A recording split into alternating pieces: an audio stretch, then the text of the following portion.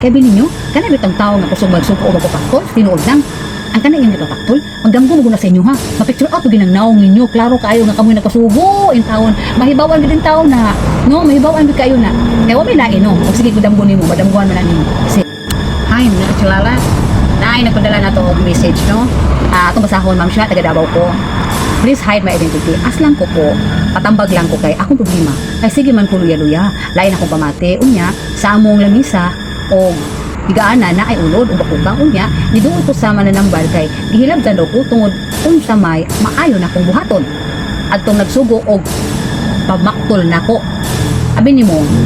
kung makakita kag bakubang o unsa ba nga mananak ulod, kung nakay kanang empty container dia, empty bottle ba, isulod na siya kay para dili na siya makaset og message sa kapasugo didto ang nagritual anak nga nag-ana sa imuha kay kanang mga bakukang mga pinadala na sa garitual nimo aron dili na siya kagawas, dili makabalik dito, isulod na siya ayaw buhi o kani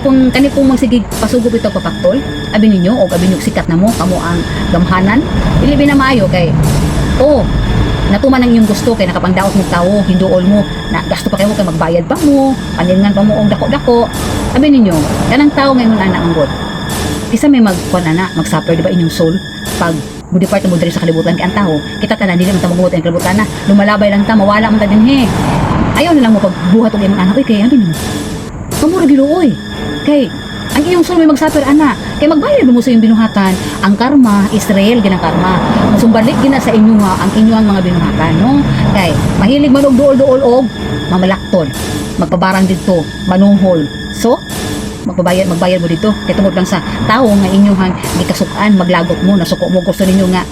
gurgur dayon hindi mo ana kay ang makagagahom nakakita kung sa inyong gibuhat sa inyong isig katao nga wala nang hilabot sa inyong muna itatak sa inyong hunahuna ba dili maghunahuna og kanang di maayo isa may mo aper si Pulano nakita dito ni Maring mo nakita ni Damko ni Maring sa Pulano mao to sa isa pamilain ay kamo to gus pasugo pero ako pa sa inyo no magbago mo ay mo pag itong magbuhat mo dinautan ay na maayo kung kamo pila na ida jud karon kalibutan tiguang na mo agoy kung pwede mo na ayaw na kay inihap na lang ang mga oras mga adlaw wa ta kabalo o kanus at mawala diri sa kalibutan kay kita tanan mga wala rata lumalabay lang ta dili ta mogamot ani kalibutan na no muna inyong bantayan ba itatak sa iyong utok ko sigasigasan inyong mata ba yo itatak sa iyong ulo di mo kung pagdaot hinga no ang karma anak mo sumbalik sa imo sa mitubon mo na kay ang tao ngayon ikatumba wala man natigok ha isa man na amo mo magsapir mo sumbalik na sa inyo ha unya magkastog-kastog ka mo kwarta kay magbayad pa mo sa magbira-bira no para mamaktulay no